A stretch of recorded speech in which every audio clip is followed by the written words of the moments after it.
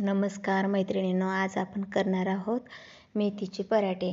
आता या दिवसात ना मेथीची भाजी खाऊन खाऊन कंटाळा येतो. मग ती सुकी भाजी म्हणा किंवा पातळ भाजी म्हणा, ते पण खाऊन कंटाळा येतो. आणि पुऱ्या करायच्या म्हणलं किंवा तेलकट नको वाटतं. काही लोकांना जास्त तळलेले पदार्थ आवडत नाहीत. मग त्यांच्यासाठी हा मेथीचा पराठा खूप चांगला पर्याय आहे. तर पुऱ्या करण्यापेक्षा तुम्ही असा पराठा करू शकता. मेथीची भाजी पण पोटात जाते आणि तीच मेथीची भाजी खायचा कंटाळा येत नाही. चला तर पाहूया मग आता आपण हा पराठा कसा करायचा ते. तर इथे ना मी थोड्या हिरव्या मिरच्या, थोडं लसूण सोलून आणि अद्रकचा एक तुकडा घेतलेला आहे. तर ते आता मिक्सरवर त्याची मी पेस्ट करून घेते. इथं मेथीची भाजी निवडून स्वच्छ धुवून अशी नितळत ठेवलेली आहे. चाळणी त्याचं पाणी पूर्ण नितळावं म्हणून चाळणीत नितळत ठेवलेली आहे. आता ही नितळलेली भाजी ना मी बारीक अशी कट करून घेते. तर होता होईल तेवढी बारीक करायची, पण मी जराशी थोडीशी मोठीच ठेवली. अशी एवढी काही जास्त बारीक केली नाही मी. आणि जर त्याच्यात मोठ्या काड्या ते राहिल्या ना अशा, तर ते काढून टाका. जास्त वाटलं तर तुम्ही पानं घेऊ शकता, पण मी पानं निवडण्यापेक्षा ती तशीच भाजी कट केली. आणि जी देठं काही राहिली वाटली मला मोठी आहे तर मग मी टाकून दिली ती. तर आता ही भाजी ना मी मोजून घेते वाटीच्या साह्याने, कारण पिठाचं ना प्रमाण बरोबर हवं, नाहीतर मग भाजी थोडी आणि पीठ भरपूर टाकून त्याचा पराठा मग तो चांगला लागत नाही. म्हणून मी काय करते, भाजी अशी दाबू एका वाटीत भरते. तर एक वाटी आपली मेथीची भाजी कट केलेली झालेली आहे, अशी एक वाटी भरून. तर आता ह्या एक वाटी मेथीच्या भाजीसाठी ना आपण एक वाटीच कणिक घेतलेली आहे. कणिक पण चांगली अशी गच्च दाबून घेतलेली आहे आपण. एवढी कणिक बरोबर होती. आणि आता एक वाटी मेथीची भाजी, एक वाटी कणिक, त्याच्यासाठी मी पाव वाटी बेसन पीठ घेतलेलं आहे. बेसन पीठ थोडंच घ्यायचं, फक्त पाव वाटी घेतलेलं आहे. आणि आता हे ना चांगलं मिक्स करून घेते. आणि याच्यात दुसरं साहित्य आपण टाकूया. तर ना आपण ह्याच्यात पाणी टाकायच्या आधी अशी मेथीच्या भाजीचा जी ओलावा असतो ना त्याच्यातच असं चुरलेवणी करायचं, म्हणजे आपल्याला पाणी कमी लागतं. नाहीतर नंतर काय होतं, पाणी सुटतं मेथीच्या भाजीला आणि ते आपण जे पीठ मळलं आहे ना ते पातळ होतं. आणि पाणी टाकताना पण थोडं टाकायचं. पण मी याच्या आधी केलं तर त्याच्यामुळे प्रमाण लक्षात आलं, त्यामुळे मी एकदमच टाकलं. तर एवढ्या पिठासाठी मला अर्धी वाटी फक्त पाणी लागलं नंतर. तर ही हिरवी मिरचीची, लसण आणि अद्रकची पेस्ट पण याच्यात टाकणार मी. आणि दुसरं जे कोरडं साहित्य घेतलं ना आपण मसाले, ते पण टाकूया. तर हळद एक अर्धा चमचा हळद आहे, एक छोट्या चमच्याने लाल तिखट 2 चमचे घेतलेलं आहे. का तर आपण मिरची पण टाकलेली आहे त्याच्यात, म्हणून लाल तिखट थोडं घेतलेलं आहे. परत हिंग टाकला एक किंचितचा, एक अर्धा चमचा छोट्या चमच्याने. तीळ टाकलेत मी, भरपूर तीळ घेतले. एक मोठ्या पोहे खायच्या चमच्याने 2 चमचे तीळ. परत एक छोट्या चमच्याने 1 चमचा धने जिरे पूड घेतलेली आहे. आणि मीठ घेतलेलं आहे एक छोट्या चमच्याने 2 चमचे एवढं बस होतं आहे. आणि ओवा घेते, तर ओवा हातावर घेऊन असा चोळून टाकते, म्हणजे त्याचा वास ना चांगला येते. तर तुम्ही याच्यात कसुरी मेथी पण टाकू शकता. माझ्याकडे होती पण मला वेळ नव्हता आणि कसुरी मेथी मी गरम करून चोळून ठेवलेली नव्हती. मग ती गरम करा चोळून टाका म्हणून मी त्याच्यात टाकली नाही. स्किप केली, राहू म्हटलं आता वेळ झाली.